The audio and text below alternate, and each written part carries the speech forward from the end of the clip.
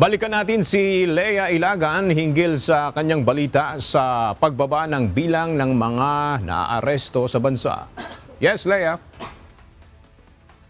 Magandang tanghali sa iyo, Aga. Aware na ang publiko sa ipinatutupad na Safer Cities Initiative ng pamahalaan. Isang patunay daw ito na yung mga bumabawang bilang ng naaresto sa mahigpit na pagpapatupad ng mga ordinansa.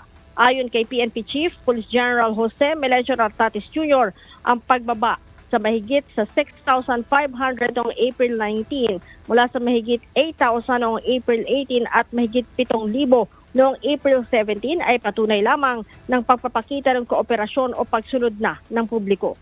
Karamihan sa mga paglabag, Aga, ay may kaugnayan sa pag-iinom ng alak at paninigarilyo sa pampublikong lugar.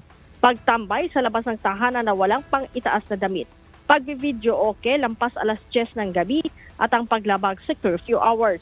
Layo ng pagpapatupad ng DILG at PNP ng Safer Cities na maging ligtas ang mamamayan sa lahat ng oras.